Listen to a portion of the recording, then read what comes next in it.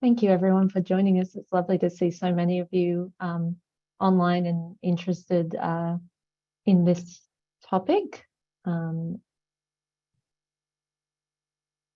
So we can probably get started now.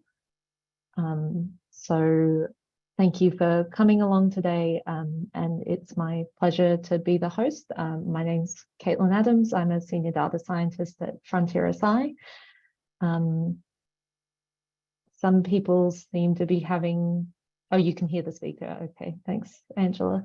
Hopefully I'm coming through for everybody, and I would really like to note that this session we'd love it to be quite interactive, so please use the chat window as much as you like, or raise hands, and we'd love to have everybody involved.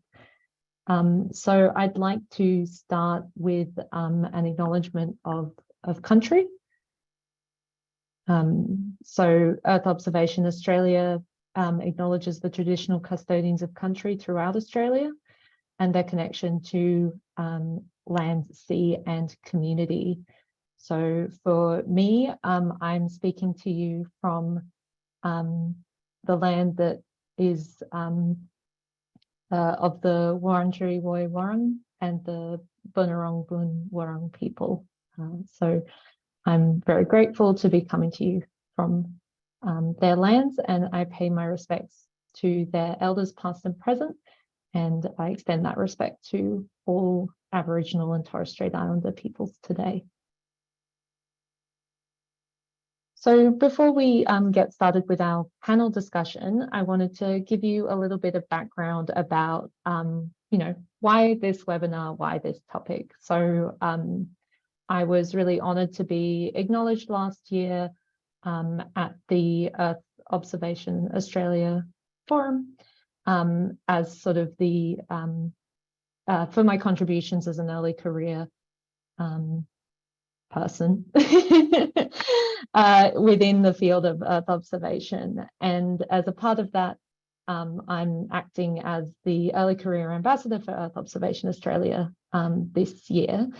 And so this opportunity came up to host the webinar, and I wanted to talk about something that's important to me, which is how do people come to work in Earth observation, and how can we make that a really diverse place, particularly from, incorporating and appreciating different skill sets. And the reason I'm motivated by that is that I actually didn't know about Earth observation, the field at all, until about 4 years ago when I finished my PhD. So I completed my PhD in astrophysics from Swinburne University, and I was looking for sort of data science positions, and I found one at Frontier SI, which is a not-for-profit where we look at sort of various spatial problems, including Earth observation.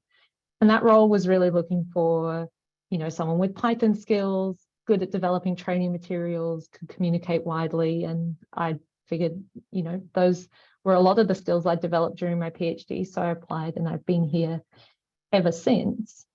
And I really love the people who are working in Earth observation. And over the course of my studies, I've met so many smart and capable and passionate people who, could absolutely bring a huge amount to the Earth observation community, but have no idea it exists.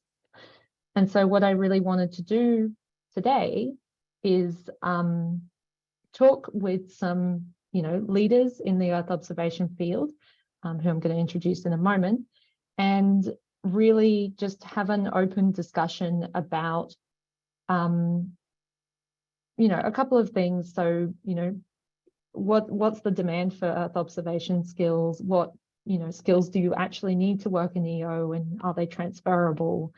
I think we're going to have a really great and interesting discussion about that today. So I'm going to take the opportunity to introduce or to have my co-panelists introduce themselves. And so I'm going to start with Stuart. And Stuart, I'd love it if you could give me a brief introduction by telling me what your role is currently and how you came to be working in Earth observation. Thanks very much, Caitlin. Good afternoon, good morning, everybody. My name's Stuart Finn. I'm based at the University of Queensland, but just acknowledging I'm talking from Gubbi country this morning. So the work I do at UQ is on teaching Earth observation, but a lot of applied research with government and industry groups. The way I got into this was, it was actually the first class I walked into at university last century. So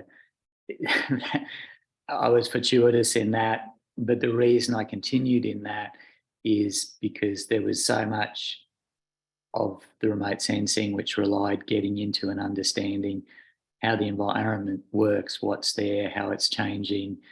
It deals with working in the environment, working with people in a range of different settings. So I think that's it in a nutshell, Caitlin. Oh, that's wonderful. And I'll pass over to Norman Mueller, my other co-panelist. Hi, everybody. I'm Norman Mueller from Geoscience Australia. I'm a Director of Engagement and Innovation at Digital Earth Australia. I've been in GA now since 2007. Essentially started off in what used to be, I suppose, the very last part of ACRES, the Australian Centre for Remote Sensing, and have since gone from analyst to manager in this field. I started in remote sensing in 2002 by accident. I'd come from a physics degree and maths degree. I couldn't find a job there, so I ended up in IT. I got totally bored, and I applied for jobs coming to Canberra just randomly in environmental science, and I ended up at a consultancy. And on my first day on the job, my job interview was to georeference a satellite image using a topographic map and a piece of software I'd never seen in my life, and discovered very quickly that I had a knack for it. So yeah, it was an entire accident, but I very quickly discovered I loved it. I truly enjoyed looking at the imagery and understanding what was going in the environment, because I have a love of the environment, my background. So yes, complete accident. I took myself to university again after that consultancy to update my skills more formally, and ended up at GA. That's a great path that got you there, and I think it actually speaks to one of the things that I think can be really, important about having diversity of background, is that in physics in particular, there's all sorts of like problem solving skills that you learn, and the fact that you were able to go to that job interview and touch a piece of software you'd never seen before and make it work. I think there's so many clever people out there who can do all sorts of amazing things if we find a way to give them the opportunity to do so. So very good. We were planning on having Jasmine Muir here as well. So if she is able to join us later in the call, I'll definitely get her to tell us a bit about her background as well. But for now, I think we might. I think Jasmine should be on the call now. Oh, she is? Okay, great. We're waiting to be let in. She's been there for 10 minutes. Okay, Larissa, do you mind letting Jasmine in? In theory, she should be in, so we may just have to wait a minute for her. No worries. Very good. So while we wait for Jasmine to come in, perhaps, I would be interested in hearing from the audience if you would like to type into the chat window whether there's anything in particular that you really love working about working in Earth observation, or if you're not working in Earth observation, is there something about it that interests you?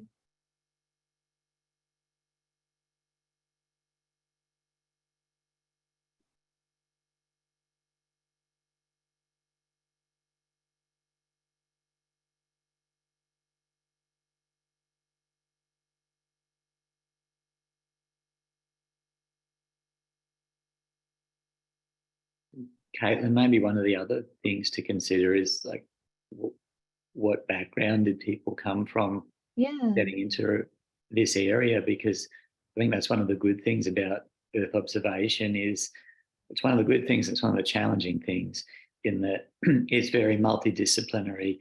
It's not just one area. It has a lot of core attributes. So I'd be interested to hear what those other paths were, like you and Norman talked on the physics path, which was something I came down, but I also did geography and environmental management and, you know, computer science. So yeah, it'd be interesting to hear about those paths from people, whether it's degrees or retraining or jobs, like you said.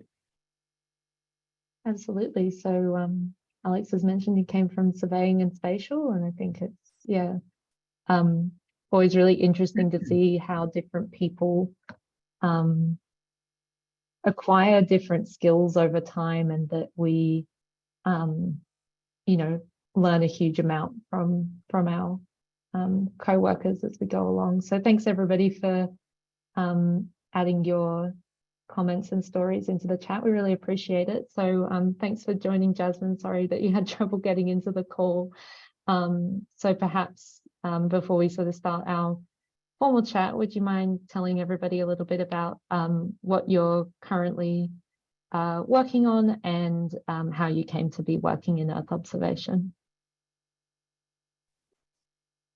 Yeah, thanks, Caitlin, and really sorry to have joined late. Right now I'm in Canberra, and yesterday we had the launch of our Agriculture from Space initiative with SmartSat CRC called Mayanula.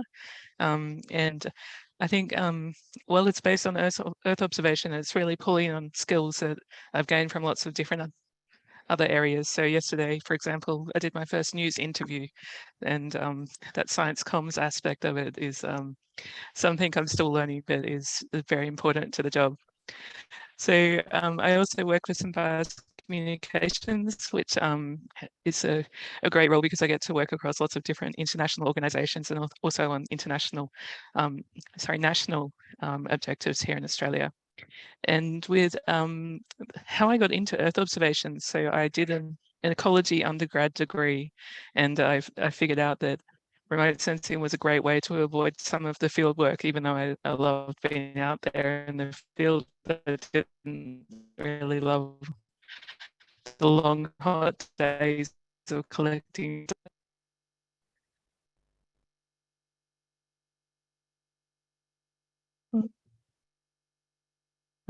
You just broke up a bit for me at the end there, Jasmine, but I definitely, appreciate that point of I definitely like working from a climate controlled space, and I think it's amazing the amount of information and knowledge we can gain by leveraging Earth observation.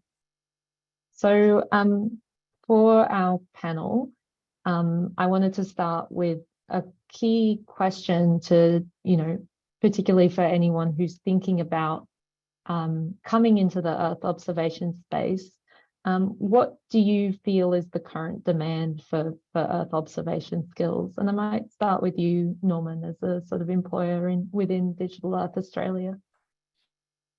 I think the demand is really high. I think the drivers are very much about the amazing improvements in technology over the last, say, decade or so.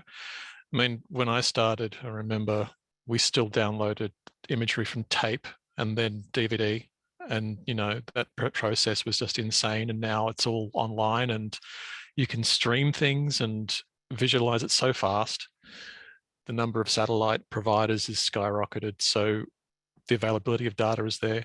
And of course, then everybody sees that they can get to this imagery. So, well, what more can they ask for? And the demand, for projects on us is just enormous. So the demand for the skilled workforce has, I think, actually even exceeded that, because from an employer point of view, you want to have people who are skilling up while you have people who are skilled, and know that you've got people to rotate through as people want to retire and move on to other jobs or whatever. So I think, it's just increasing. Yeah, that's interesting. What about you, Jasmine, from sort of the various industry roles that you've, are now at SmartSat? How do you see the sort of demand for EO skills at the moment? Yeah, I definitely agree with what Norman said. So I think it's an area of growing demand, but it's not just Earth observation, it's Earth observation combined with a bunch of other soft skills. So project management, science communication, and having that crossover, I think, is really the sweet spot for where a lot of employers are looking at the moment as well. And do you think that those skills, and I'd be interested in Stuart weighing in on this as well, like what does it mean for employing people straight out of degrees versus employing people who have maybe developed some of those soft skills in their role? Like, how can we is there space for graduates to come on board and learn those skills, do you think? So I think what we're seeing a lot more now is companies and government agencies engaging with people who at an undergraduate level are in second and third year, to bring them in as they're learning, so that they do learn how that particular business operates, or in the context of state and Commonwealth agencies, they have graduate intake programs. So I noticed there were some comments about, well, where do I look for these things? I mean, that there are advertisements for graduate programs, and our undergrads and postgrads can get into those. So there is an outreach a little bit earlier to try and do those things, but it's one of those things as someone who's learning to work in the area, is you want to be as active as possible to build links with potential employers or people who might know employers. So, finding groups of professionals working, in these specific areas is probably, a good thing, to actually do. So there's a range of different groups you could go to for doing that. If I can just share my screen for a second, I can please show something quickly. So conveniently, I actually had to give a lecture on this a week ago. But linking with professional societies who do bring together people who are working in this to talk about how they do it, work out how to upskill and train. And there's a range of things there, like Earth Observation Australia. So you can meet people there. Space Industry Association of Australia. There's geospatial areas, which a number of people come from. That was Surveying and Spatial Sciences. Surveying Spatial Sciences Institute. It's now the Geospatial Council of Australia. Those groups, the majority of them do have young professional organisations where people can come and network, find out from one another who's working where and what to do. You have things like GeoRabbles, which are sort of social meetings in capital cities. And then you've got affiliated groups that have remote sensing components, like, the Ecological Society of Australia, the Environmental Institute of Australia and New Zealand, and the Australian Meteorological and Oceanographic Society. I do want to be clear, I'm not talking about university positions here. That's pretty much 2% of the people that come through university, and I really don't care too much about that side of it. It's really, I'm talking about people who are working in industry and government here. So I do want, when people are listening to me today, I'm not giving you the perspective of I want you to work in a university. I'm talking about interacting with all these other groups. So yeah, there's a few ideas. I think that's a really wonderful thing to put on there. And certainly it is on,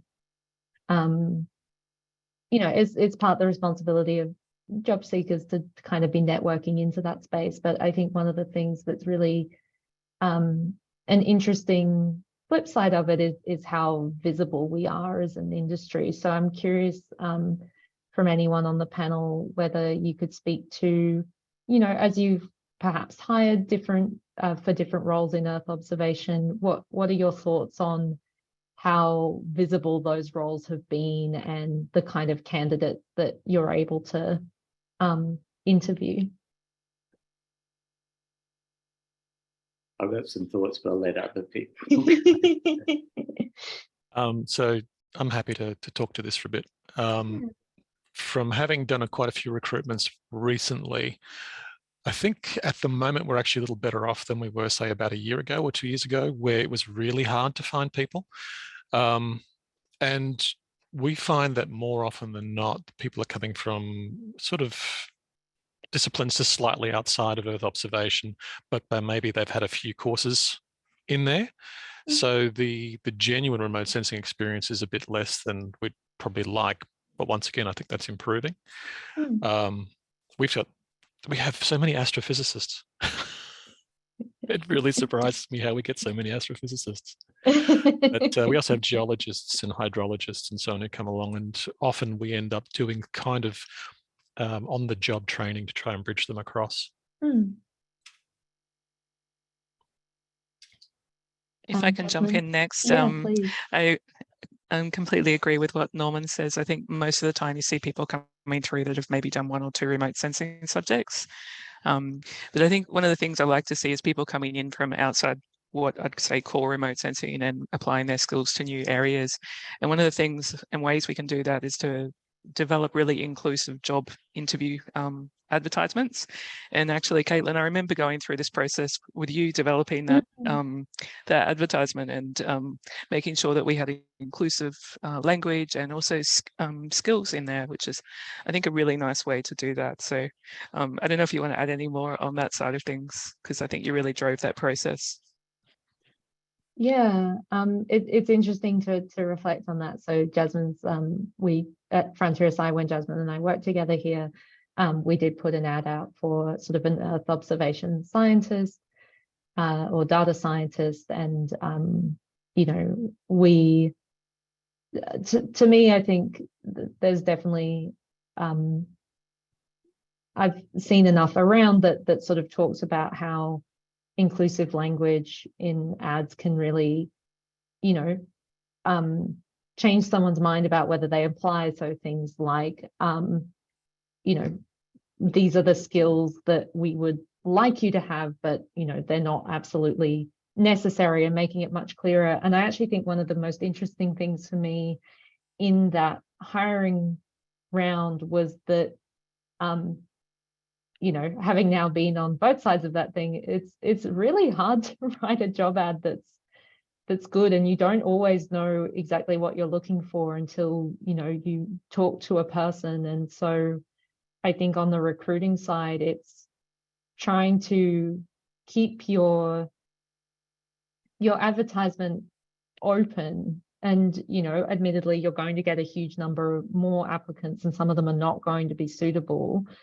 But in the off chance that you know, get someone that you weren't expecting, and I know at Frontier SI we do a lot of active recruitment as well, of trying to look for people in the space who are doing great work, and try and ask them to come and work with us, which means we have a great number of really capable and interesting people. So I think that that finding the right balance between, you know, realistically what actually are your requirements, and being upfront about, you know, well, how much can a person learn on the job, and who might they be learning from, and what are the skills that you know you have already that could be transferred to that person by bringing them on. And I know, Norman, you and I have talked about how it's you know,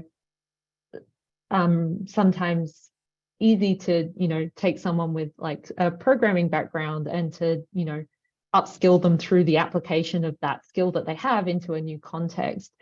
But I also know that, Stuart, we've talked about as well, you know, about programs in universities that try and bring data science students kind of into different contexts, but because they don't necessarily have all the context, sometimes it doesn't work quite so well. So I'm curious about, you know, is like perhaps the workplace is the best place to do this? That's a really difficult question, because it also gets to what's the role of universities. And I think that the companies that I guess I've dealt with a lot in Brisbane, and also in Sydney and Melbourne, who over the last 5 to 10 years have gotten frustrated with graduates coming out of universities not having the skill sets and the capabilities that they need. And so a number of them have started these programs where they bring people in earlier, and a lot of other professional degrees, the government agencies and companies involved in that, particularly in the engineering space, have so much momentum and activity where what they do and the jobs that they offer and what they do is visible to people coming through all the time. But if I'm allowed to just share another slide, this was, I guess, another point thinking about, well, if you look at remote sensing or Earth observation, and people want to process data to extract, usable information, that the part in green in the middle is core. I mean, you've got to understand geospatial data, to extract information from images. You've got to understand the biophysics of remote sensing, and that's why people that come from an astrophysics background, physics, biochemistry, and others, it works really well. And then you've also got to have the more data analysis side. Those sit at the centre of being able to process imagery. And then if you look at the positions that sit around that core knowledge gets used in other areas, but you can have people coming from each of those different areas, and picking up these core knowledge and skills. So maybe this is something that can get picked up in, I think, universities, that there's a core set there, and it interacts with those other courses out there, and so it's visible to people. And perhaps, even as a sort of, as Earth Observation Australia and all of the, the members and people who come along to this, having these conversations about what are the skills that are really core and really valuable, and having a discourse around the vocabulary of that, of, how do we actually describe these skills? So, one of the ones that I would say is really useful, and we do talk about a lot in physics, is problem solving. But I think it's it's really timely that you brought that up, Stuart, because I did want to talk about, as a group, Jasmine, you've mentioned some sort of like softer skills like project management or business development, and Stuart, you're talking about these kind of biophysical, or knowledge about biophysics. I'm curious, what other skills do you think are important for working in Earth observation? So to all three of you.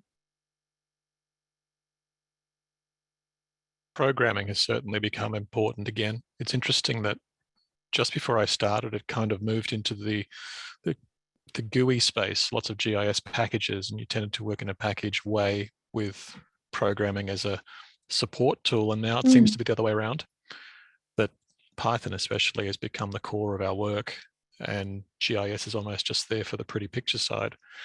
So I think that's become really critical.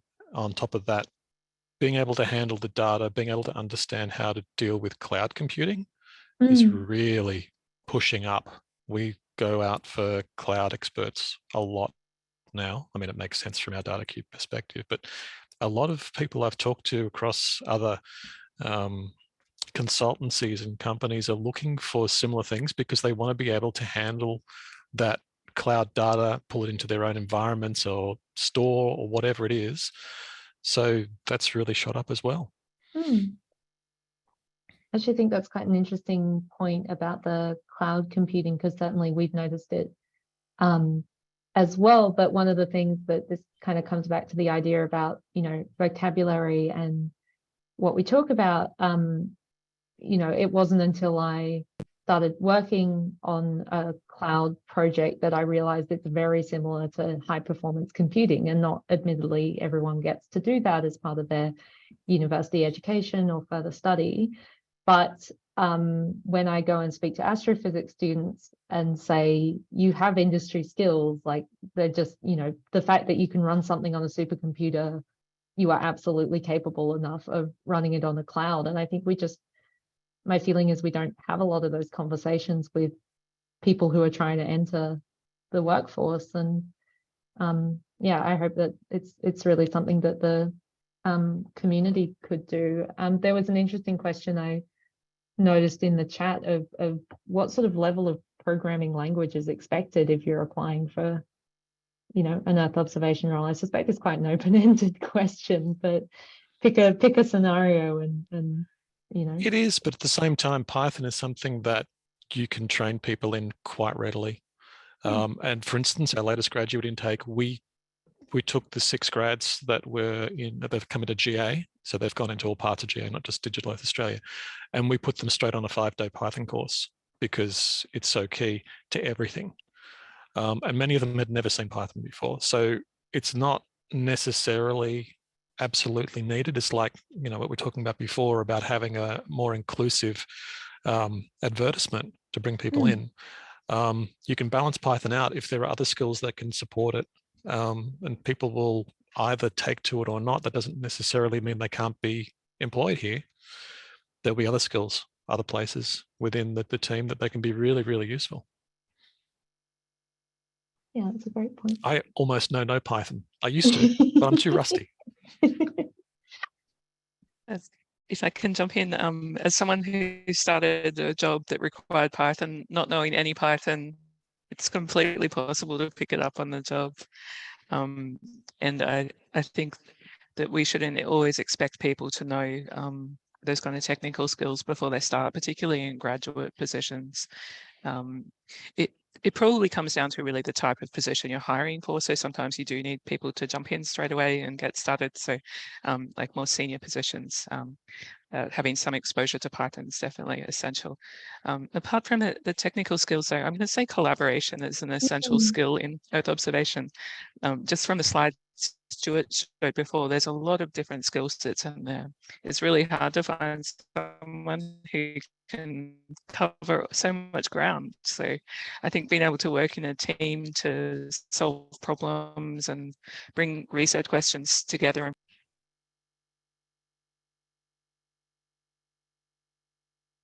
Oh, sorry, I lost you a bit at the end, Jasmine. Can I just build on something Jasmine just said, Kate? Yeah, absolutely. I think Jasmine's raised a really important point at the end there, which is, you know, in terms of government agencies at state and, you know, Commonwealth levels and even in private companies, typically people doing Earth observation work will be working in teams. So, you know, having, you know, built or demonstrated the ability to work in teams and contribute part of that, you know, or run it, or, you know, understand those things is really important. And, you know, as Jasmine's saying in the comments there, you know, collaboration and having those skills, those communication skills, which is the you know, the listening, building understanding, planning and working together, you know, is a really, you know, critical part of your professional capital, you know, going into a position. And, you know, most employers, I'd say the majority of employers that we end up doing references for, whether it's verbal or written, they do want to know what you're, you know, what you're capable of doing, but they also want to know what you're like primarily to work with as a person. And that's, you know, the majority of places I think will take the approach, if you're a pain in the ass, we don't want you working here. We would, you know, we want people in who are good in teams, who can listen and build and understand and work forward in those areas as well. Yeah, I completely agree with that, Stuart. We find that if there's somebody you can work with, then you can train them and they become a great part of your team. Whereas if there's somebody who just doesn't want to really engage, then it doesn't matter how skilled they are. They're just going to work themselves out of a job. Doesn't matter how brilliant they are. I just saw a question there about cloud. Where was it from Liam? What are the applications are? It's totally dependent on scale. So for instance, we're at one end of the scale, I think, where, you know, we're holding petabytes of data in our cloud environment and we have processing pipelines scaling jobs out to parallel processing nodes and all this sort of thing. But the other end of the scale is just being able to access data effectively, store data effectively, hopefully not drag everything down onto personal computers because there's so much now. So it becomes a really good place to do things like virtual computing. So there's a real broad range of cloud applications and skills that are in the industry now. There's an interesting point about sort of having a more open source community could definitely improve us as a whole. And I actually think that it ties nicely back into the, how do you work with other people? If you're getting involved in something like open source and you're, making some time to do that, whether it's through your current work or something you do as a volunteer, and acknowledging that we don't all have time to volunteer. Lives are busy and complex and messy. But if people on the call are looking to, find ways to demonstrate that they can contribute to broader projects and want to test out their skills, I would definitely say that open source is a great way to go. I've noticed, Guy, Brian, do you have your hand up, and would you like to add anything? Yeah, good afternoon, everyone. Look, I just thought I'd put a perspective on a bit of a niche application to the floor, in that validation and quality assurance is something that seems to be central to a lot of the priorities that have been raised by various forums going forward, especially for the Australian EO community. And it's sort of hard not to see that there's almost a disconnect that's grown within EO in recent decades. We sort of have a VR element to it, whereby an awful lot of analysts and developers can sit behind screens and look at these beautifully arrayed and corrected ARD data sets, and certainly, as Norman's mentioned, the skills sets required to mine those are framed around IT and I suppose cloud computing skills and the like, and software development.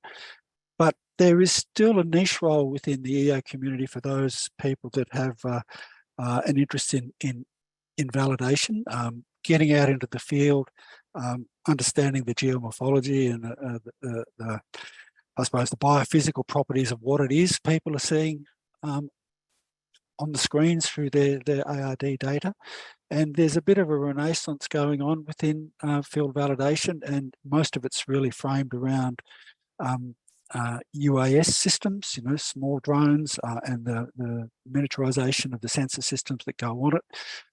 That's really creating a wealth of opportunity for validating a whole range of things that are keen to, that will need to be done. GA has a stated purpose, or DA has a stated purpose of being able to put an uncertainty around all of its higher end products. And so for people out there who sort of have I suppose an engineering bent, or are interested in field work and validation, then they're entrees into EO. But just to labour the point a bit, those earlier comments about hiring, we had a position that was available in our team that we tried to get traction on, and it's a very difficult market to mine at the moment. It's actually quite small, and certainly the language around how you frame the advertisement is important, but you can still end up with a very small number of applicants, and I suppose, as in any appointment process, it's a bit of a leap of faith at the end of the day, and it's fingers crossed. But anyway, look, that was the point I wanted to make, that there is still an application for validation and quality assurance that opens doors for people if they have that interest. Yeah, thank you for adding that. I'm curious whether anyone on the panel would like to add their thoughts. Yeah, can I add it? Please. I think Guy's raised a really important point, and when you look at Earth observation and the range of skills that go with it. Actually, can I share it on my screen again? Stop me waving my hands. you do have, what we've talked about so far and what's been in the comments a lot is that, the sort of the analysis side, which is turning, images into information, whether they're drone images, airborne data, satellite data of Earth or of another planet. So, that's one area of expertise that, we bring people from the data analytics, people with biophysical sciences. But to get to that point, and building on what Guy's just said, there's a whole range of other positions where people are taking, measurements in the field, whether that's looking at atmospheric constituents, what's happening on the ground with vegetation and water bodies. So these are, a lot of times quantitative, detailed measurements that require, certain skills and knowledge and processes to do, which you have to do correctly to set up the image acquisition and to get, that ARD analysis ready data that Guy talked about. This is an area that we're really thin on the ground with people in doing, and it's absolutely fundamental with all of these new satellite systems being launched by private companies. We need people that can do this work, and often it's expertise outside of what you'd see as remote sensing who can do that and can do the processing to the images so that we can, deliver maps, images, models, information that people can accept and use as accurate for business, or that it's legally and scientifically defensible. So there's that bit. And then the one last bit, which we haven't touched on, is the actual construction and operation of sensors that sit on drones, aircraft and satellites needs people with understanding of how they're used on the ground as well. And that's another area where you've got people in Earth observation working. So yeah, there's a range of sort of different sort of skill sets. And these are the things that, organizations like, being part of one professional organization doesn't quite cover this. And I know we've only got a limited amount of time, but there's the ELA, there's the Meteorological and Oceanographic Society, there's all these other areas. So I don't know, I'd be interested in how people decide which ones to interact with, to build these links and, to get the contacts. There's an interesting question in the chat that perhaps, given it's a topic on a lot of people's minds at the moment, perhaps we should face into is what does the panel think about whether artificial intelligence technologies like ChatGPT, so these large language models, are these going to threaten work opportunities for new graduates in Earth observation? Stuart's shaking his head. We've been, Earth observations used machine learning, for over 30 years. It's the next step. It's something that we figure out how to use it, and take advantage of it. I think, no, I'm not going to mention other professions. This isn't, I don't think it's an area where we're at risk. And of course I'll say something like that because I'm biased, but I don't know. What do you think, Caitlin? I'm inclined to agree with you, particularly in that I think it's worth looking at these new technologies and different things that come up of how can they help us do work differently or do work better. And, one of the things that I think could be really interesting is perhaps using something like large language models to be able to, describe something you would like to happen far faster than you can code it. So, I think there's some interesting comments as well of if you can generate Python code with it, are we all out of a job? Well, I don't think so, because it takes a lot of additional problem solving skills to stick the right bits of Python code together. And if, I think that you still need to be wary of anything that's being generated by a large language model, because, fundamentally you're the person who's going to pick that thing up, just in the same way that as a programmer, when I use Stack Exchange, it's my responsibility to actually read different people's solutions and test it myself and check that, it does actually work, and you still do need a person to do that. So I think it will be interesting to see for different things that come out of these large language models.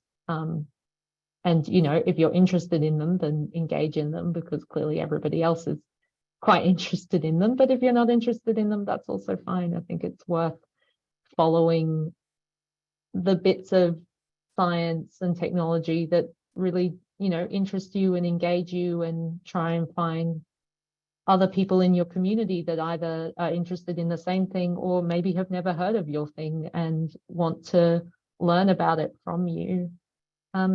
Jasmine or Norman, did you want to weigh in on the hot topic question? I think if anything, it actually provides more opportunity. I think it represents a growing skill set, which means there actually will be more jobs. I think that as people start to use it, they'll see more opportunity. It'll be the intuition of people that sees where to apply these things and how, and that will generate more work and more jobs. That's how I see it. I think that's exactly what happened with the computer industry to start with, that they said, you know, robots and computers will take our jobs away. Well, it did the reverse. All of a sudden, we had more opportunity. We had far more things we could do, so more jobs popped up. If anything, looking at the way that machine learning has changed, and even just in the last 10 years, the number of different types of random forest model and different just esoteric pieces in neural networks and whatnot. So many specialities have come out of that in mathematics and statistics and have been applied in different ways. This is an opportunity, in my view. And Jasmine? Yeah, I agree. I think it's an opportunity, and it allows us to do more with the time we have. So hopefully we can use that time to solve new and interesting problems. But not only that, it allows us to interact with large pieces of information in ways that we haven't been able to before. I'm sure I saw something about one company that's already looking at using generative AI to query spatial information. So if we can use that type of technology to do that, we can find answers to problems that we haven't been able to solve before. So yeah, I'm optimistic about its use. I don't think it's anything to be frightened of. Actually, one of the examples of, you know, like a paradigm shift that I found really interesting when I came to work in Earth observation is hearing people talk originally about, you know, they worked with one Landsat scene for their PhD because the data was so expensive and you just couldn't get it, and it was on a tape, and, you know, you did everything you could with the data you had, and that we still do everything with the data we have. We just have much more of it, and we've now mentally shifted to thinking in a space where, oh, that's just a given now, and now we get, you know, certainly I always find it tricky when, you know, realizing that, oh, I can't just work with lots of high resolution data because it's expensive. But, you know, my expectation has been set by the availability of these sort of, you know, open data. And, you know, as a community, our problem solving mindset just moves to the next thing. So now we ask all the time, well, you know, how can we make continental products that are accurate and validated and available everywhere? And, you know, I think it's important to stop and acknowledge that that's so much further than things that people used to be able to do. Could I just maybe one point on that? I think there were some questions earlier around access to, you know, cloud computing and these large resources and getting experience, and a cost aspect. I mean, there are a number of these programs. I mean, Google Earth Engine's a good one, where you can apply to do sort of research and testing, you know, really well developed documentation associated with it, and an online support community. Digital Earth Australia has the same, you know, sort of setup as well, you know, from an Australian perspective. I mean, if you want to go through and look at, you know, Amazon Web Services, you know, Microsoft's Planetary Computer, none of these things you're paying for access. I mean, as long as you've got a good internet connection, you know, and a laptop to work with, you can, you know, get in and access and use those things. There's a very low entrance barrier there, which is also the flip side, because based on what Caitlin's just said, you can do a lot, but it's good to know what you're actually doing and why. So, yeah. there's a sort of question in here about, I think that one of the things we've talked about is diversity of, educational background, but there is also diversity of, where you were educated, and also issues around citizenship. So for, do Earth observation jobs, are they requiring people to be Australian citizens? And what can people who aren't citizens do but have relevant experience to start, what opportunities are available for non-citizens? I can start on that one. Sure. So yes, there are going to be some positions which will primarily be in Commonwealth agencies, and also some private companies, depending on the work they do, particularly if it's intelligence related, that you do need a security clearance. And if you're in another country, it would be the same. So okay, that is a problem, maybe. Particularly for state and territory governments, which have had a lot of experience working with, yes, there's a preference given to Australian citizens, but if you're a good fit to that position, they will put you onto that. So, if you see something which looks suitable and you're interested in it, definitely, apply for it, try and talk to the people, who are the contacts for it, and find out about it.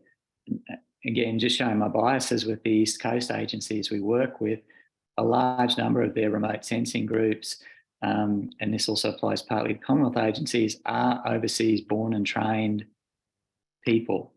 The majority of them in some of those states. So and I understand there's different perspectives on this, but it's definitely, if you're suited and you're a good match, they will, put you actually on. It would be very rare for those sorts of jobs that it would say, this is only for Australian citizens.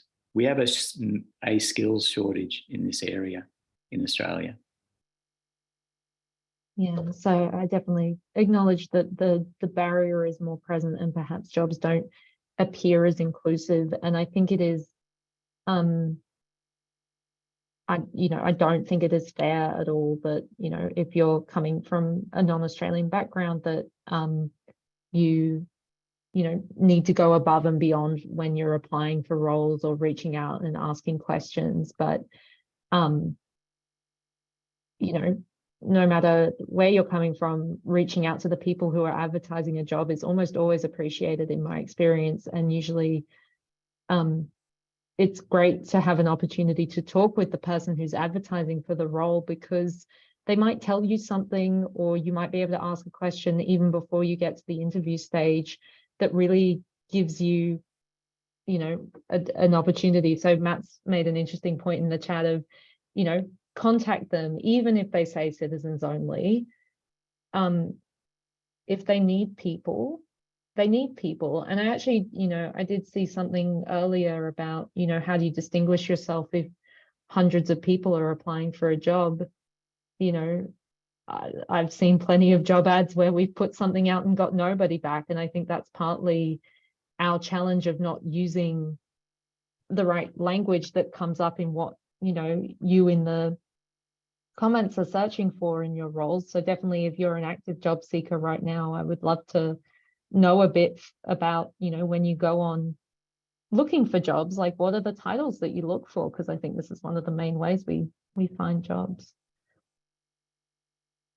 I am aware that we're pretty close to time. So I wanted to ask each of our panel members, is there anything you'd like to do or you'd like to say to kind of sum up the conversation we've had here, or like next steps that you're thinking about for your own roles in terms of working with early career? I don't know what to call us, early career people.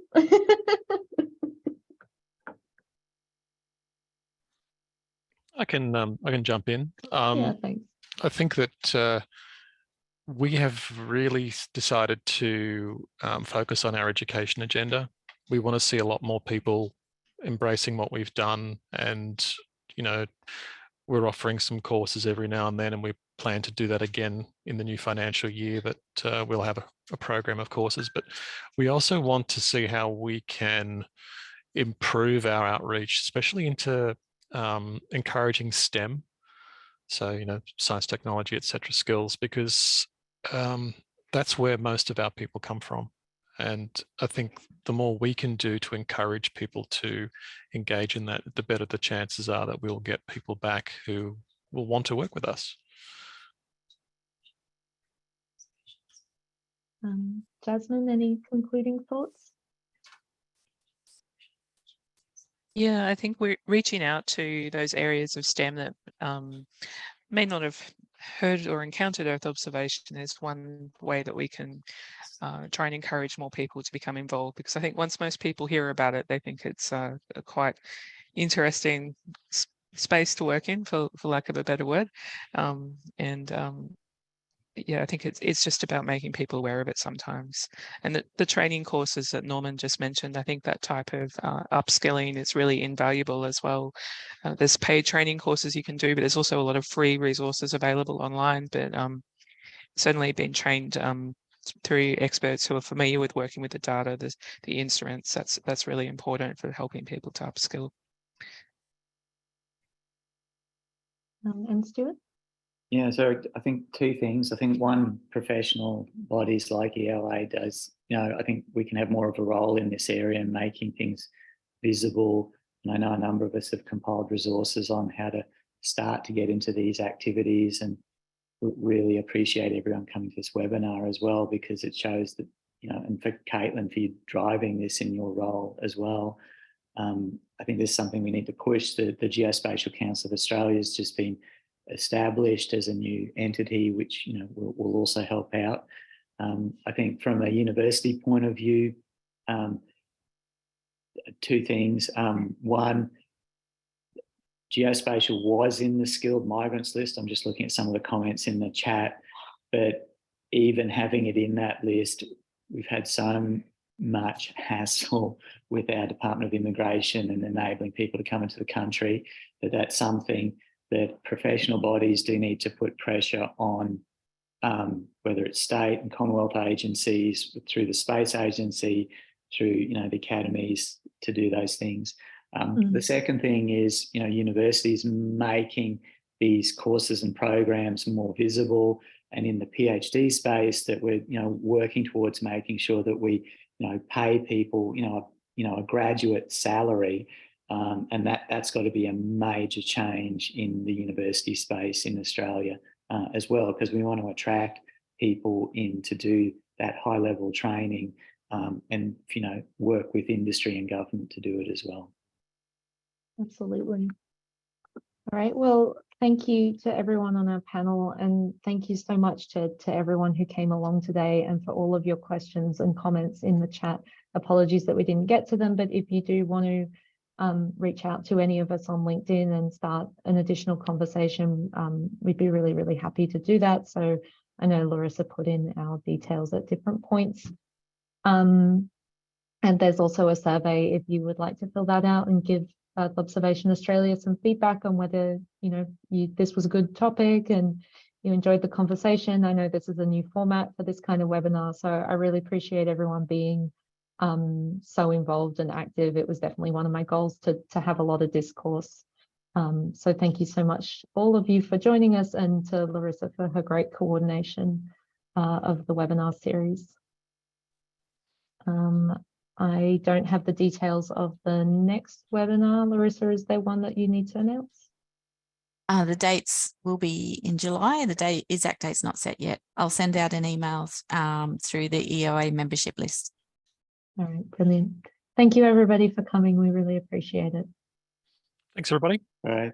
Thanks, Caitlin. Thanks, everyone. Thanks, Thank everyone. you. Thanks, Caitlin.